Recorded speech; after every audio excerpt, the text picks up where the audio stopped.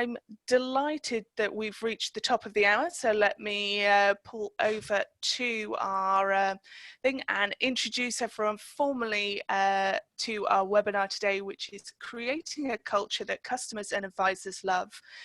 So delighted to welcome two brilliant speakers today. We've got Sarah Morgan from Lukiat Coaching. Had it changed in the background for you. Apologies. So welcome, Sarah. Hi. Would you like to give everyone who missed it before a bit of an introduction to who you are? Yeah, so as I say, I'm Sarah Morgan. I'm founder of Lukiat Coaching. I had 25 years in tech operations, customer ops, customer services, and founded my business at the start of this year because I really wanted to enable leaders to be better at work, to be their best selves at work, stop getting in their own way. And to be able to build amazing, engaged and collaborative teams.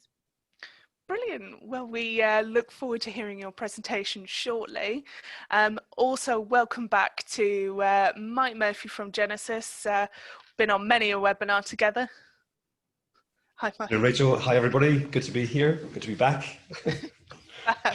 And for those who've missed your introduction, we'd love to hear it again.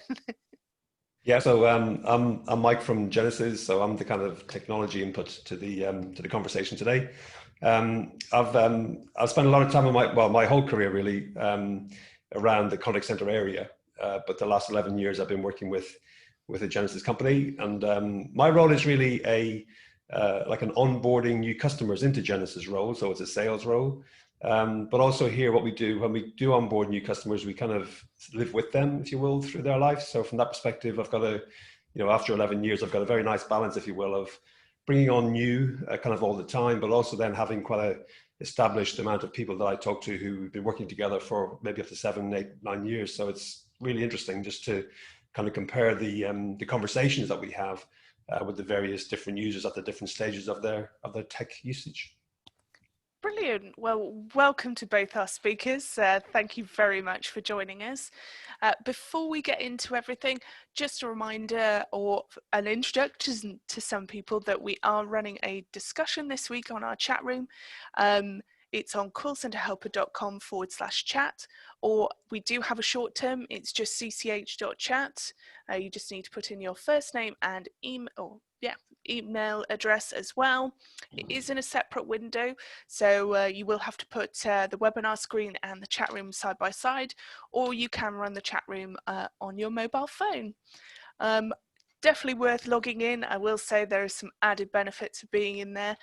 So later on we are running our quiz. There's a bottle of champagne or a box of chocolates or even an Amazon gift card for the winner of our quiz. So make sure you pay attention to what we're discussing today. These are the buttons to take part. But we also have the option to download the webinar slides of both our speakers. Lots of information on there, so I definitely recommend downloading them. And the other added bonus of being in the chat room is that we're running our usual champagne, box of chocolates or Amazon gift card for the best tip. So if you use #question to ask our panel a question, or use #tip to share your top tips for improving culture or what you've been doing. So just a reminder that we are taking a recording of today's webinar, so if you wanted to share it with your teams later on, that will be available later on this afternoon on callcenterhelper.com/recorded-webinars. So delighted to get into today's webinar and be able to hand over to our first speaker. So Sarah, I will stop sharing my screen, hopefully.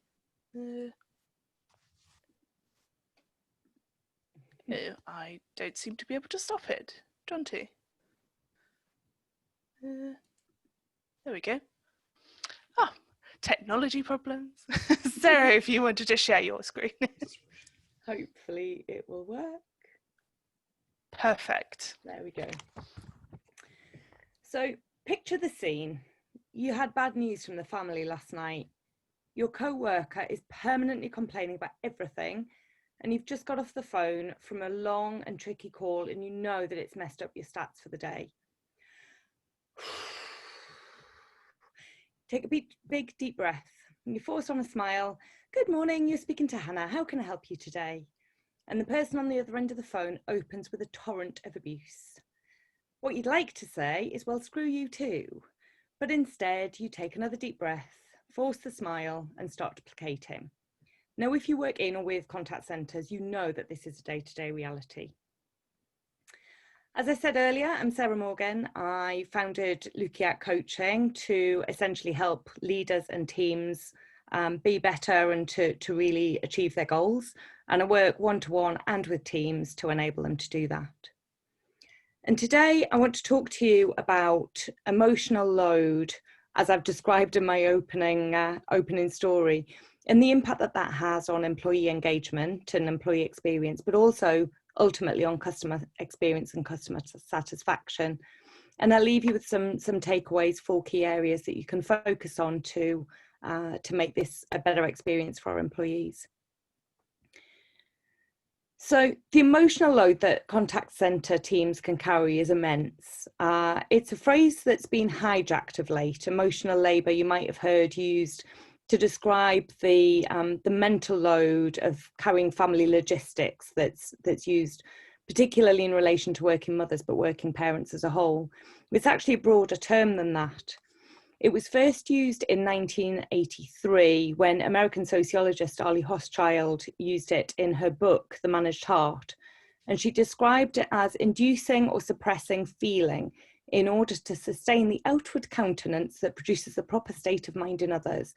In other words, squashing yourself into a box to make sure that other people aren't upset or offended in any way.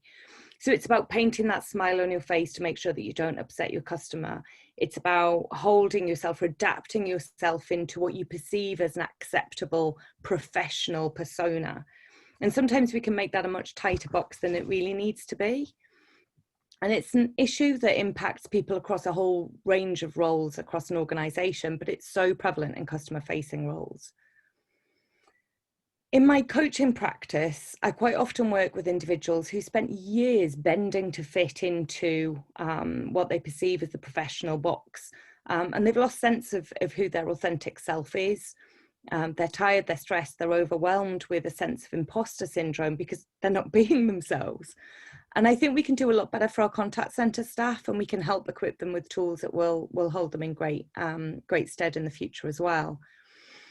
The emotional load that they carry is large because they often bear the brunt of customer upset, and quite often they have the least sense of control over their day-to-day reality as well.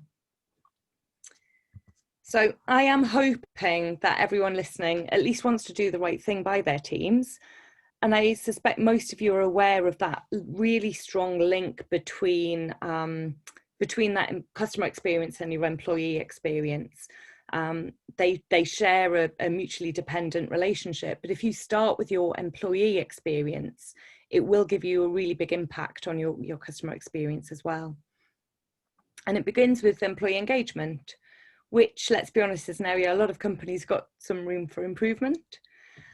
Research has shown that companies that have got an excellent customer experience have employees who are 1.5 times more engaged than companies with a less satisfactory customer experience. And companies with highly engaged employees outperform their competitors by 147%. And yet research conducted in 2015 showed that only 32% of employees really felt engaged in their work. So clearly there's a big gap that we can bridge there. And companies often struggle with employee engagement because really creating that employee-centric culture is much more than having a great HR team, good remuneration, great office perks, good holidays. There's a real emotional component to fully engaging your employees, and it needs an investment into each individual's personal and professional development. And companies that do this really well leave their employees feeling respected and deeply trusted for the work that they do, as well as just for the people that they are. Now, old school contact center performance management was very much command and control, time-based metrics, so time to pick up, average handling time, wrap time, volume, volume, volume. And that's exhausting for your teams, and it can really impact the customer experience when customers get the sense that they're being hurried off the phone. Add to that the emotional load that your contact centre staff are carrying, and churn rates are quite often the highest amongst contact centres. And the financial impact of that is substantial. So across the entire industry, contact centres in the UK replace about 26% of their staff every year. And that's as opposed to 15% across all roles in the UK. So clearly that additional 11% of replacing staff has quite a high cost. So the return on investment of implementing a truly employee-centric policy, which will reduce that, is quite clear. So assuming it's reasonable to believe that helping people deal with the consequences of emotional labour is going to improve team morale, it's going to reduce team turnover. And there's two facets to it. One is helping them better cope with the reality of emotional labour. It's a fact that it happens. And the second part is more deeply embedded in the overall employee experience. So what can we do about it? Firstly is recognising that all organisations have what are called display norms. So they're the culture and the ways of operating within the business that are deemed as acceptable. And people are taught how to act. And actually in a contact centre, quite often they're literally given a script. And that's really helpful in very standard scenarios, but it can lead to people feeling that they've got to suppress elements of themselves. And that can leak out into areas of concern or poor behaviours in other areas. So senior leaders can role model really great empathic behaviour and show the team how and when to process those emotional reactions. That can be really powerful. I guess because my background's technology, I brought a lot of problem solving into the contact centres and operational teams that I've worked with. And giving teams the autonomy to be able to go off script, enable them to develop their problem solving skills so that they can really dig into the problem with the customer when they need to. It builds their confidence and also, in a lot of cases, can help get to the root cause of the issue before the customer is overly upset, and resolving those issues then before it leads to any negative emotions. Emotional intelligence as well. If your advisors are better able to understand where the customers are coming from and engage in deep reflective practice after their call, so understanding what their responses were, what the customer's responses were and why, it can really help reduce the exhaustion that can come from dealing with challenging customers. And floor walkers have always traditionally been there to help with technical and expertise, but I believe that there's a role that they can play to help with that reflective practice after a challenging call as well, and to coach advisors through that. Sharing knowledge and sharing successes. There are always people in the contact centre who are brilliant at managing difficult customers without it dragging them down and without them having an emotional response to it themselves. Encourage them to share how they do that and why they do that, and people will be able to learn from that. And then the other piece of it, I think, is really critical, which is recognition. So bringing a recognition of the emotional labour and the emotional load that people carry into the performance evaluation process. Who deals with it really well? How well do you deal with angry people? What tolerance and patience do you show? And by rewarding those behaviours, again, it encourages people to proactively manage their emotional responses and their own mental health. So then when we want to truly develop an employee-centric culture, what else can we do? Daniel Pink did an amazing piece of work looking at what motivates individuals to do great work. And he evidenced really clearly that the primary driver of performance at work isn't remuneration. As long as people are being paid fairly for the knowledge and experience that they're bringing, that isn't what drives performance. What drives performance is autonomy, mastery, and purpose. So do you give your team some flexibility about how they do their work and how they handle their customers? Do you allow them to go off script where it's appropriate? Are they given the training and the development that they need to develop that mastery and to become deeply proficient, both technically and in the soft skills that they need to perform their duties? Do they have a deep affinity with the purpose of the business, or do they feel that their role gives them a sense of purpose? By ensuring that your teams have a sense of autonomy, mastery and purpose, you will get better performance. And Ping actually went on to prove that for work that has some degree of complexity, so isn't entirely transactional, actually the more you pay people, the less they perform well if they don't have that sense of autonomy, mastery and purpose. It's really, really fascinating work. So Rachel, now I think it's time for a poll. Yes, thank you very much, Sarah. So I will share that poll now. So the poll question is, since March, which of the following initiatives have you run? So it's multiple choice, so you can vote on more than one. Is it buddying agents? Have you done employee focus groups? Have you done motivational games? Have you done virtual huddles? Or have you run a wellness session? Sarah, I don't know what you, being a betting person, what would you suggest might come out? I'd really hope things like buddying agents and wellness sessions are going to be up there. The virtual huddles and motivational games are kind of standard, but hopefully people are thinking slightly broader now that there's so much remote working as well. Fab. Well, I will share the results now. So actually what's come out on top is 68% virtual huddles. We've got 53% motivational games, 52% wellness sessions, very pleased with that, 38% buddying agents, and 32% employee focus groups. You're nodding your head. Pleased with that then, Sarah? Yeah, no, it's great, and it's great to see that the majority, a lot of people are doing more than just one thing as well, which is really good. Because different people will engage in different types of activities better as well. So that's really good.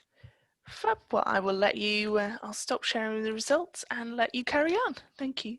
Great, thank you.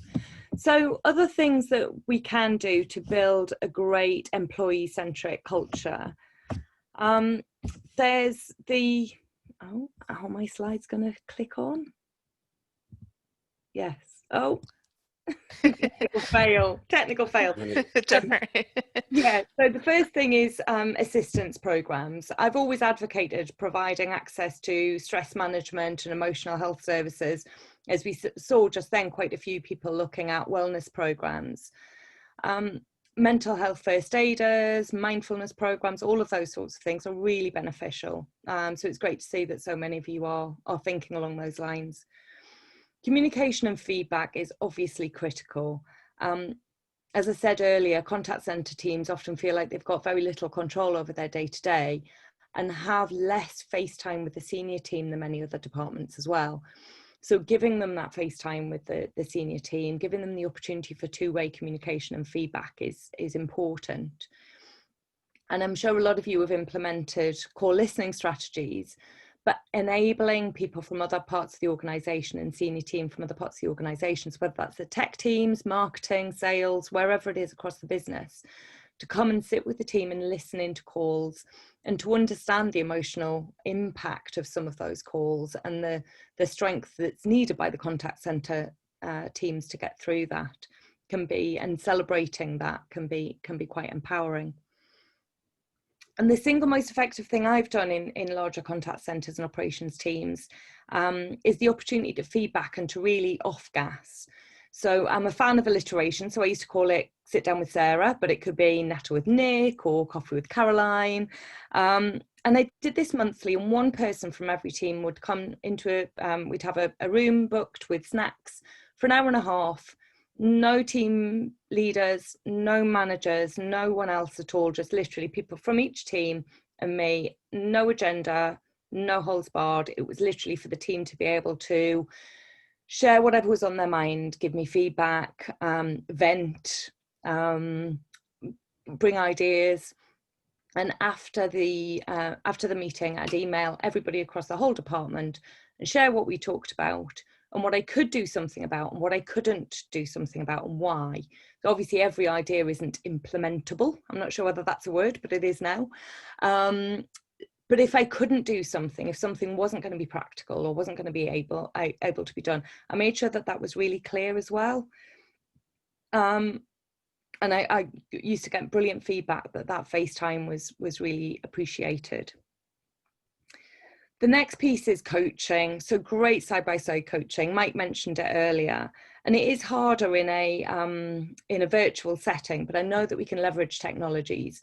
So an agent is still able to, you know, virtually raise their hand and ask for some help, or to be able to sit down with a coach or a TL afterwards and go through that deep reflective practice and deep reflection on the call, what went well, what didn't go well, and how they're feeling about it. And then finally, metrics. And I'll apologise now for the acronym. I haven't expanded that out. But what you measure is what you get. Whatever you're measuring is going to drive the behaviours within the contact centre. So if you've got pure time-based metrics, all you're going to get is volume. Having customer experience and employee experience at the absolute heart of your metrics will bring some balance into your behaviours. Clearly, you can't go too far the other way. It can't all be about cups of tea and sympathy. There needs to be some work done as well. But I think having that balance will really lead to better outcomes. So used appropriately, all of these strategies can take the pain out of the emotional load that the contact centre staff need to carry at times. When problems are addressed appropriately, the teams then feel a real sense of satisfaction because it can help the customers resolve their problems and get to the right answers more quickly. And that all drives performance naturally. So by reducing the impact of the emotional load, providing a way for them to release that sense and have some empathy for where they're at, drives that employee engagement. Then balancing your KPIs and your metrics across the team, allowing those human responses and making sure there's really strong communication strategy will continue to drive up employee engagement. And that then leads to a great customer experience. You've got high employee satisfaction, which means you've got a great customer experience and great customer satisfaction. Because at the end of the day, your frontline staff are the face of your organisation. That's who your customer sees the vast majority of the time. So to recap, my slides have decided to be slow again, sorry. So to recap, communicate, make sure that you've got two-way communication with the team and that there's real psychological safety so that they can express exactly what's going on for them and that you promise that follow-up.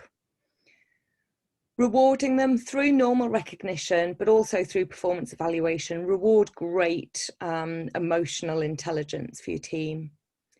Develop their problem-solving skills and their emotional intelligence capabilities, and support them. So ensure that they've got access to coaching, that they've got the tools to be able to participate in that reflective practice, and making sure that they've got access to things like mental health first aiders and mindfulness programs.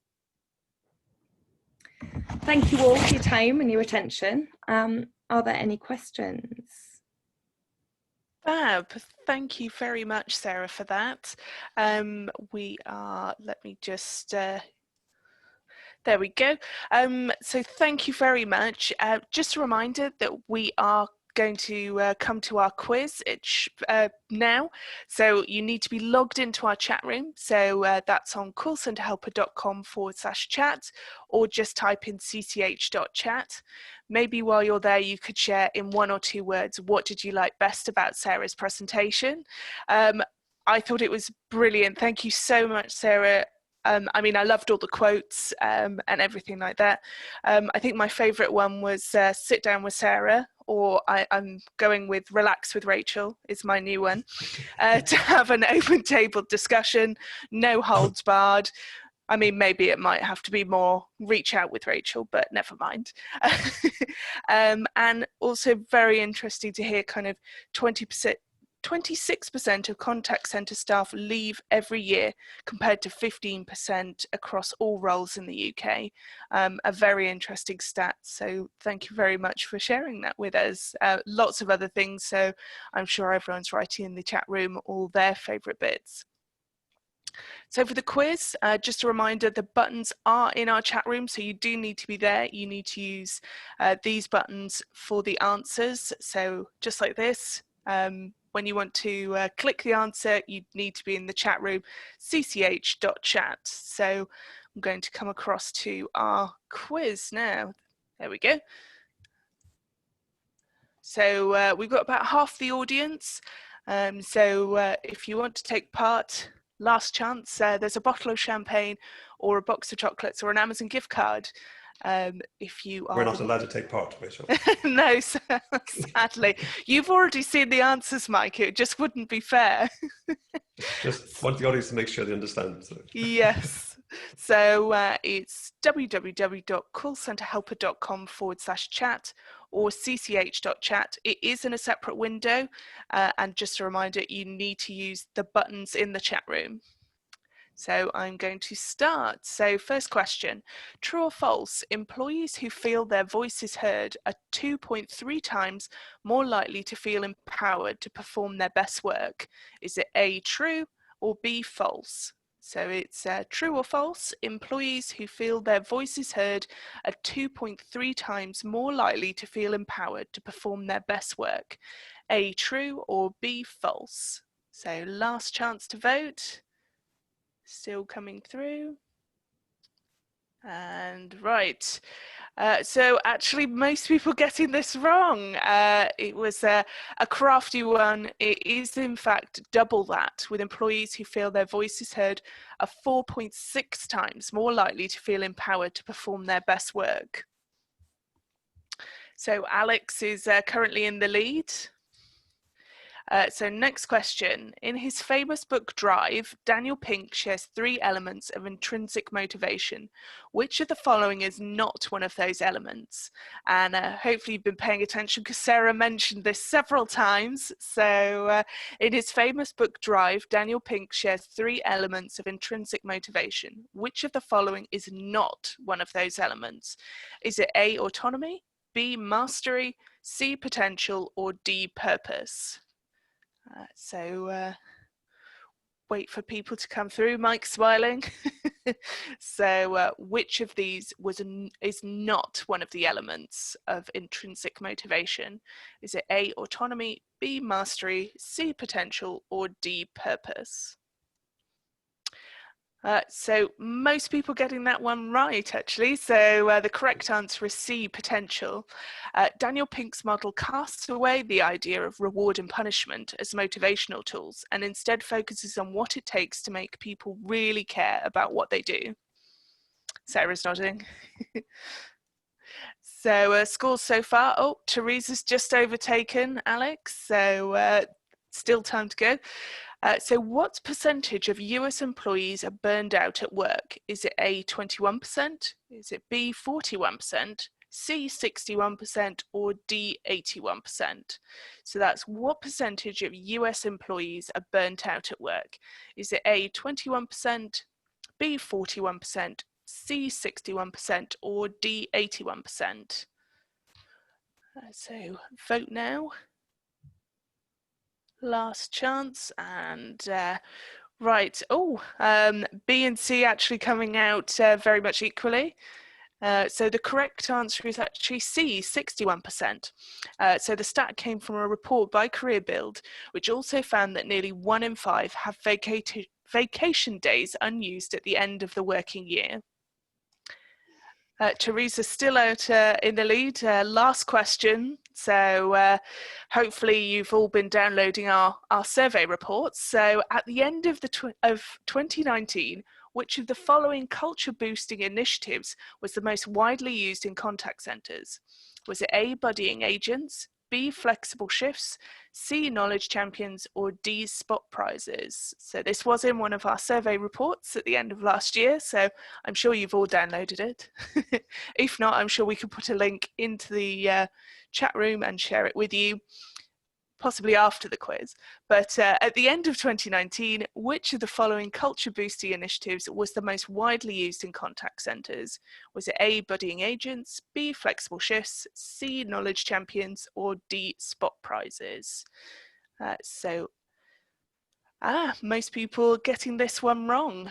So it was actually Knowledge Champions, so C. According to an autumn 2019 survey by Call Centre Helper, 63.1% of contact centres were using a Knowledge Champions initiative, although all of these initiatives can work well. As you can see, lots coming out. So congratulations to Teresa16. We will be in touch afterwards. You are the winner of our quiz. So well done. We are going to go back to our top tips and find out. I can see that the chat room's been humming away quite happily. So we will go through some of these. So we've had a tip sent in saying, we have a spiff board with loads of prizes. Team members earn tickets for great stats, supervisor recognition, or hidden in communications. When they earn enough tickets, they can pick an envelope off the spiff board. When someone picks something from the board, we take pictures and send to the team. Sarah, what are your thoughts on this one? I think it's great, and it's brilliant that it's not just about stats, so it's recognition for individuals and communication as well. Anything that keeps everyone away from the pure volume metrics is brilliant. And I guess this works when it's remote as well, which is really nice. Yeah. So Alex has sent in a tip. She says, encourage openness by facilitating anonymous suggestions for improvement across the business. People being able to get things off their chest in a safe environment is a good step to being emotionally available to their customers. So we've got a question in from Claire, who said, how can we help with emotional load when they're working from home if they don't open up or reach out? Sarah, I don't know if you wanted to take this one. Yeah, sure. It's really hard. I think partly it's about talking to each and every person in your team and finding out what they want. So not everybody is going to react well or want to open up one-to-one in a Zoom call with their manager. Some people might prefer to talk to somebody in a different team or have a different way of engaging. So I think talking to every individual and finding out what works for them is absolutely critical as the first step, and then giving them different ways of letting off steam and off gassing, but continuing to check in on them on a regular basis. Make sure that doesn't feel like you're checking up on them, but that you are checking in on them. Yeah. I think the different ways, sometimes via video it can be a bit too much, whereas, on a phone call or in a chat, it might be a lot easier to, say what they're really feeling. Yeah. Fab. So we've had a tip in from Teresa, obviously going for the double. We run a new starters network to help groups of contact centres, new staff bond and learn together. One of new starters runs this, and we give them time to do this. It's up to them how they run it. Mike, what are your thoughts on this one? You're nodding. Well, it sounds innovative, and it's a good idea. I'm curious about the remote factor now, so that's kind of falling into all my thoughts every time. Yeah. But anything like this that can allow the groups to bond and build their confidence together, and then obviously to communicate, I think is all very, very helpful. Yeah, I think we discussed on one of our previous webinars, Mike, kind of having different groups. We have Slack and different conversation groups and things like that might work quite well for a remote. Yeah. And they're kind of open permanently. They just sit there and we can just chat whoever's available at that time. So it's nice. So Laura sent in a tip saying, we have set up a virtual break room in Zoom where agents can join during their break time and chat with others who happen to be in the room. Similar to a break room at an office might be, it's helped make the agents feel more together. Yeah, I think that one's a brilliant one. You're both actually nodding, Sarah. Yeah, absolutely. And I know people who have like a virtual buddy, so they literally can have a Zoom open with each other all of the time. So obviously it's muted when it needs to be, but they can always look up and see that their buddy's there and working away, and they can help each other out. Or waving wildly that they need help. So we've had a question from Charlie, which is, what is everybody including in their wellness sessions? Sarah, I don't know whether this one might probably be better for you. Yeah, so I think it's very similar to the question about how to help someone who's not opening up. It's about variety. So understanding what people need. So for me, my mental health is at its best when I'm physically exercising. So having a conversation with a colleague while I'm going for a walk is much better than sitting and having a coffee or a virtual lunch. So wellness sessions that focus on mental health, physical well-being, calm, meditation, yoga, but also maybe a virtual run club. It's about making sure that there's, again, something for everyone that taps into what helps them feel at their best. Yeah, thank you very much.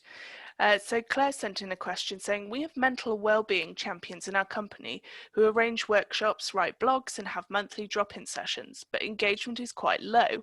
How can we increase engagement to support people without forcing it on them? I mean, I don't know, Mike, if this is a strong point of yours, but... Well, I suppose, I mean, like, is there a stigma like with the title, just in the context of, if I feel I'm engaging with this, do I have a problem that maybe is, do I have a problem? and maybe reaching into that team is kind of signposting me to think that I do have a problem, and I don't think I do have a problem. Did you understand my point? Yeah. So, but I appreciate it from Claire's point of view. How can you help get the engagement better? And I don't know whether that's through team leaders or through maybe like an even separate Zoom. I don't know, but again, what would you call it? So it's kind of curious. I empathise, Claire, with that dilemma. And Sarah, I'm guessing you were saying doing different things. So obviously yoga isn't going to be for everyone, and certainly running isn't for everyone. But maybe the person in your office who runs 10Ks for fun on a Sunday might be the person to lead that group. But and so doing that. Any other suggestions? I think, again, it's ask people, why aren't they engaging in it? What do they want from it? Is it that actually they don't want the workshops and the blogs, they want something else? So I would encourage, whether it's an anonymous form for feedback or conversation, get feedback from people about what they do want, what is going to be meaningful and useful for them. Fab. Thank you both. So one final question from another Sarah, actually. Would welcome some ideas on how to facilitate two-way feedback, particularly with coaching and quality feedback. Mike, any thoughts?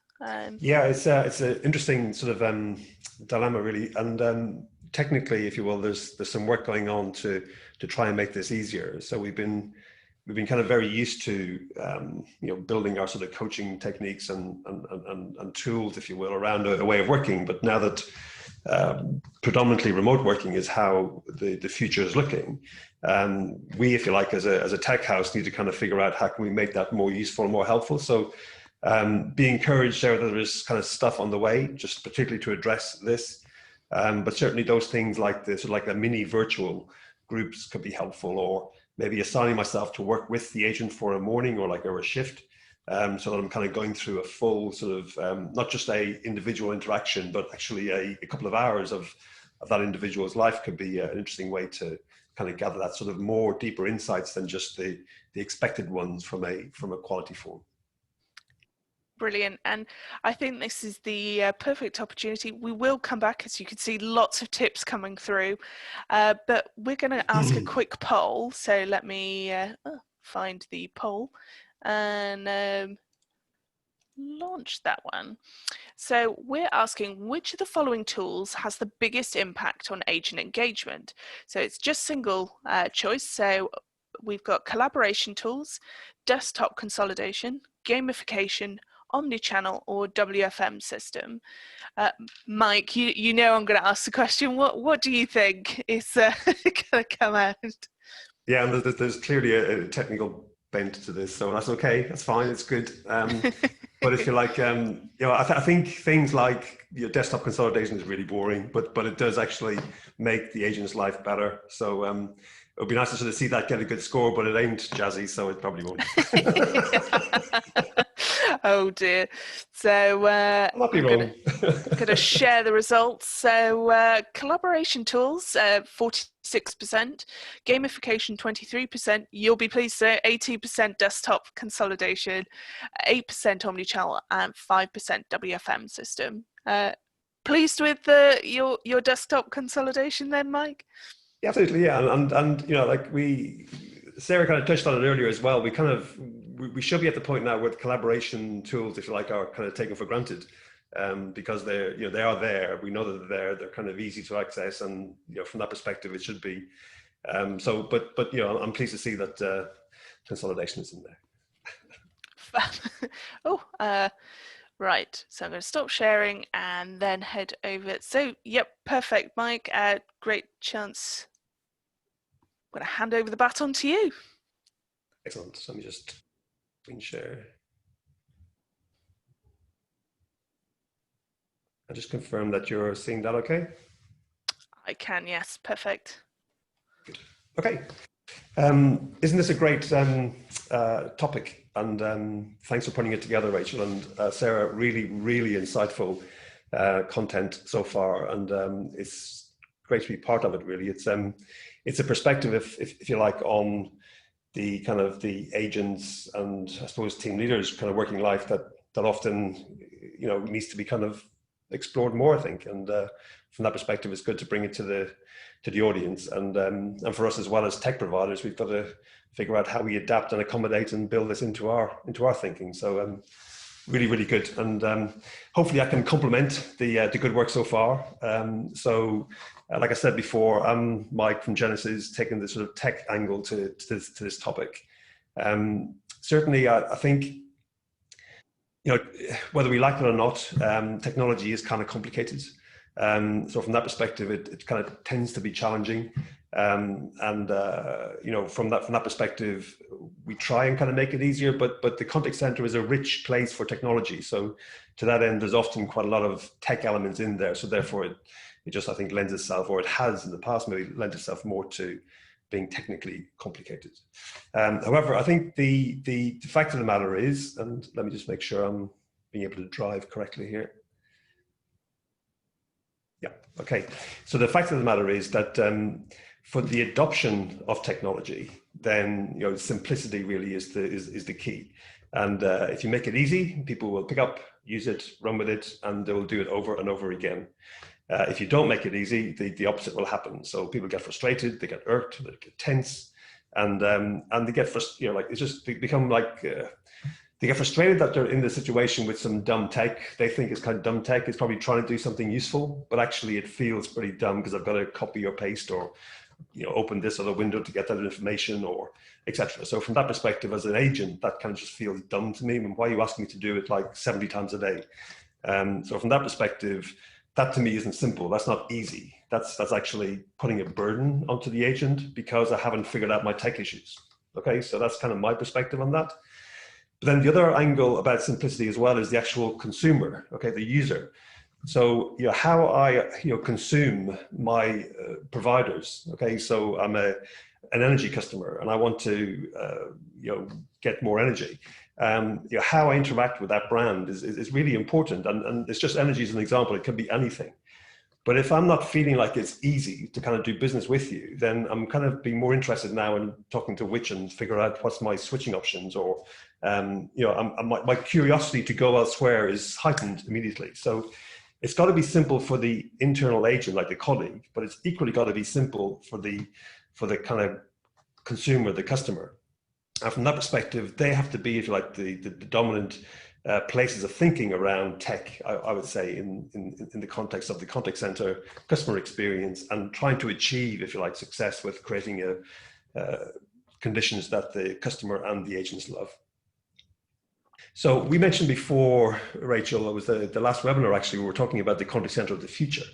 And Genesis are embarking on this experience as a service kind of notion, and it's kind of picking up some great traction. And so far, we're getting some good feedback from customers. And the idea really is that we start to kind of get back to the drawing board about what we're trying to achieve here, and really take a hard look at how we're sort of, how we're fulfilling for what our customers are asking us to fulfill. So a bit like what Sarah said, like listening to what the customer wants and then working hard to bring that to the surface. And what's clearly been sort of absent, I would say, from the work that we've found is that the focus is absolutely there about, managing the volumes. I think is like Sarah referred to it, the quantities, the speed of answer, those metrics are all kind of like absolutely there and kind of expected and a given. But the ones that aren't really sort of prioritized are this notion, if you like, of empathy. And from our perspective, that's the kind of part that we're starting to sort of latch our thinking onto more. And we know that if we can start to build a empathetic relationship with the customer and kind of be in step with the customer, and kind of probably, we can kind of anticipate the fact that this customer is boiling before they even connect with the individual, well, then that's kind of important. But being able to be empathetic would allow me to act differently. Maybe sort of connect them with the last person that they spoke to because they give that person a good satisfaction survey. Or maybe escalate immediately and kind of tell the customer I'm escalating this because of the circumstance. But empathetic is like demonstrating to the customer that you're listening to their situation, doing something about it. And from that, if you will, the respect will start to grow from your customer. And obviously that will build loyalty, and then that starts to kind of build into this idea of a personalized relationship, or if you like, a personalized experience. Now, the challenge with this is I've got, Mike, I've got 75 100,000 calls or 75 million customers, or like the volumes here become extraordinary. And we're absolutely, we are fully understand that. And also, if you like, the media types are also extraordinary. So the messaging channel choices are there, the typical old-fashioned calls, inbound, outbound, chats, emails, etc. They're all sort of part of this thinking. But it's being able to kind of scale this idea of being able to react to each individual customer's circumstance at that time, if you like, becomes the real prize and the real sort of demonstrating to your customer that you are listening. Now, there's lots of tools that have been built around this to kind of bring it to reality. Clearly, on the right-hand side, this idea of the customer and employee data becomes super critical. And the data that we get from the employees and the agents in the contact center is just abundant. Okay, so we have the terabytes of recordings, that's all kind of there and a given. But we also need to get better, if you like, with our customer data. And not just the fact that we know what your subscription is and we know when it's going to expire and we know we were trying to bash you for a renewal. But actually understanding what the customer is doing, like on your website, and incorporating all of that activity into your thinking. Understanding what your customer is getting from your logistics colleagues or your logistics outsourced partner. Understanding everything about that customer's touch with you as a brand and factoring that into our thinking. And only with that am I in a situation then to be able to kind of tune my responses and tune my behavior and demonstrate to the customer that I'm in step with them because I have that amount of information kind of readily available. So as you can imagine, there's a bit of a, like the hefty lift of information here that we have to manage. And that's where the green AI kind of part steps in to kind of help us lift that kind of volume of detail. And, the devil is in the detail, right? And if you get it wrong, it can be embarrassing. It can be, and embarrassing in CX is, posts on social media, which are pretty, challenging, if you like, for brands to react to. So from that perspective, you've got to get your detail and you've got to be able to manage your detail and you've got to be able to drive good decision-making with the detail in order to bring this to life. And they're the kind of visions and strategies that we're working on to kind of help our customers. And how we connect, what we handle, those engagement types, I don't really care. It could be a simple SMS just to remind me that there's a delivery happening at 2 o'clock, or a simple SMS to remind me that thanks for your order, and by the way, it's fulfilled, or something. Just these simple things build this kind of like a personalized experience for your customer, and that's really what we feel we kind of, that to me, if you like, would be the kind of experience that customers would love. Now, that's kind of fine, if you will, but when we kind of look at the so think about my comments so far about the outside customer, thinking more now about my colleagues. 71% of execs would say that employee engagement is critical to their company's success, which is super. 69% of employees would say that they'd work harder if they were better appreciated. Okay, so that's like an interesting sort of perspective really on the opportunity in the context of managing and working with my teams. And then in the context of employees who are not engaged, well, some research from Aon Hewitt back in 2016 they're kind of highlighting the fact that, you know, more than 62% of employees are not committed to their organization. So in a way, if you like, the staff, if you like, are hungry and willing and able, I suppose, really. But if the organization isn't kind of like embracing and kind of helping them and sort of like solving their problems, then why should they feel loyal? So, you know, by putting this into, you know, pounds, shillings and pence, really, the cost of disengaged employees becomes very, very stark, you know, and your satisfaction decreases,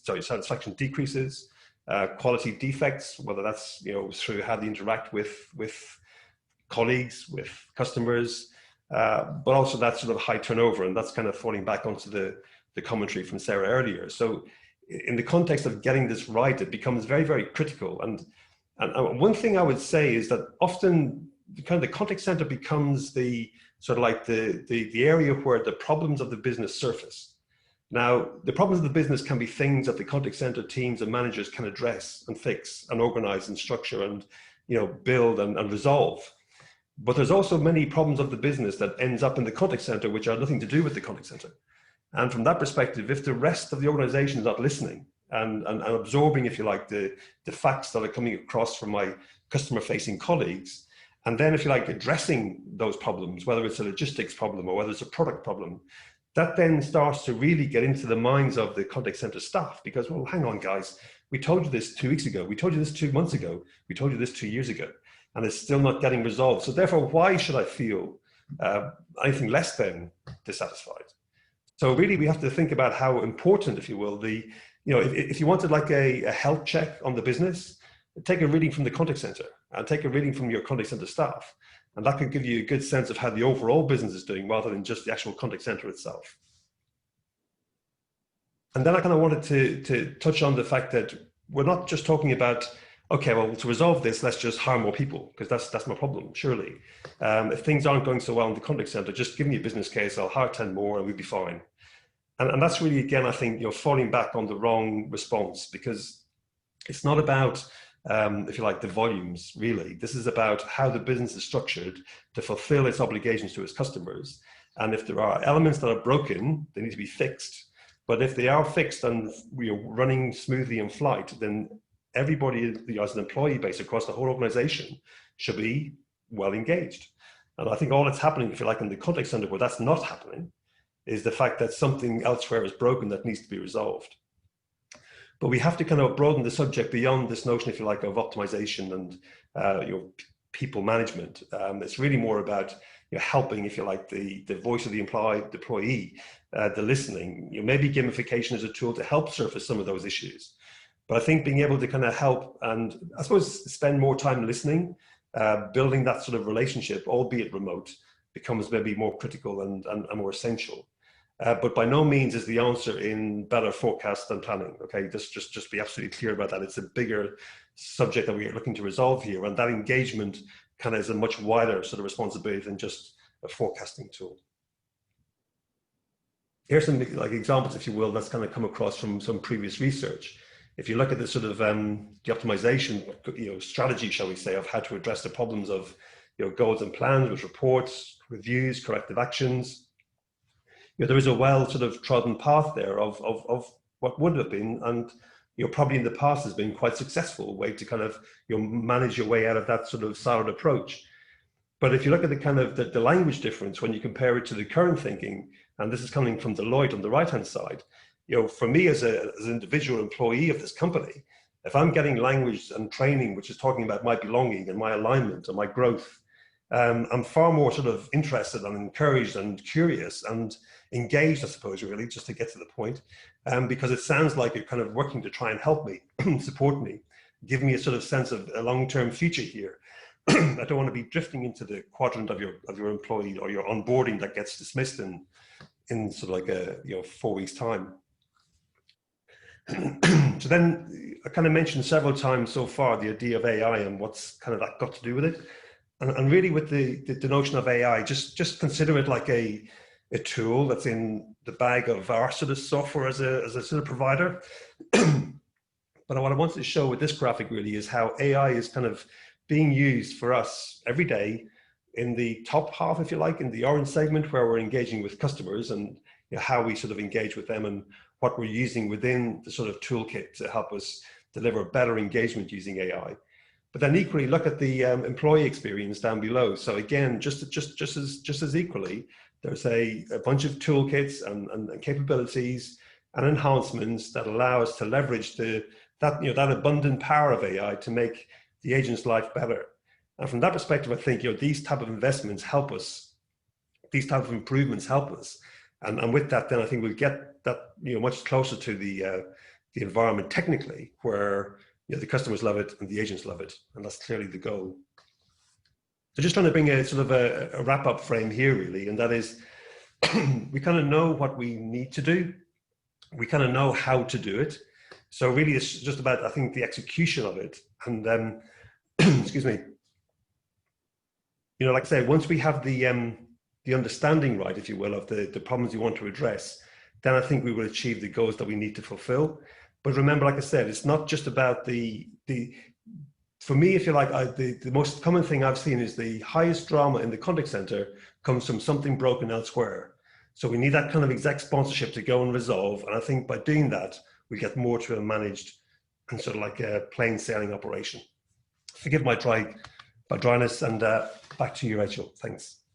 Brilliant. Thank you very much, Mike. I've taken a drink before. Yeah. So before I get in, I'm just going to put up a poll. There we go. So if you would like to see a demonstration of the Genesis solution, if you just mark in the poll now. Thank you so much, Mike. A lot of great takeaways. I'm a big fan of a stat, so those are always going to be the ones that I pick up on. 69% of employees say they'd work harder if they were better appreciated, which is, a really shocking stat, with 62% saying they're not committed to their organisation. And I thought what was really interesting was, the focus on the real cost of a disengaged employee. It's not just,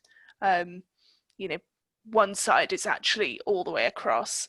And I really liked your kind of how AI helps with, managing the details of everything. Your example about sending out a reminder email or reminder message for a parcel's being delivered and things like that. So thank you very much.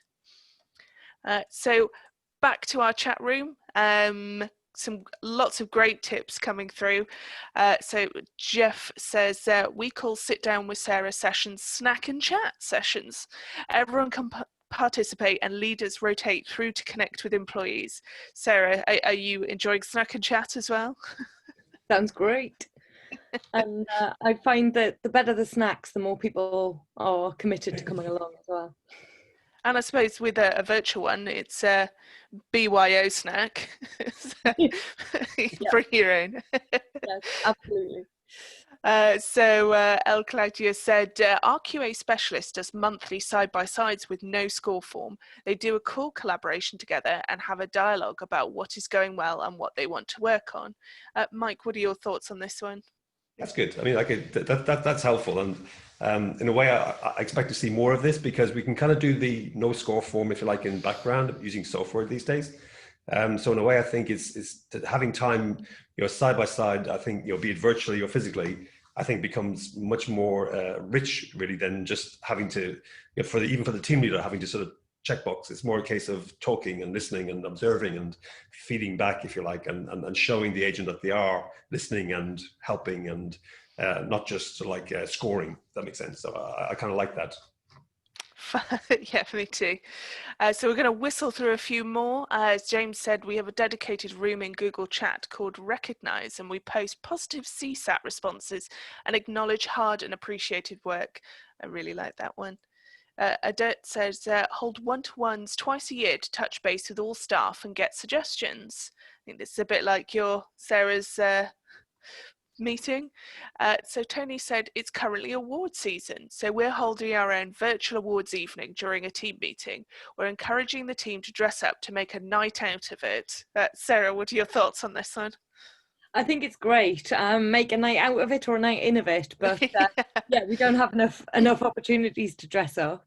I think my only word of caution is just to ensure that if everything's around evening dress up and therefore potentially alcohol, making sure that you're not excluding people, that you're thinking about the diversity and inclusion side of it, and making sure that it feels like a safe thing to engage in if you're teetotal or whatever else. Yeah. Sorry to be the party pooper on it, but that's great. Orange juice is all round. Yeah.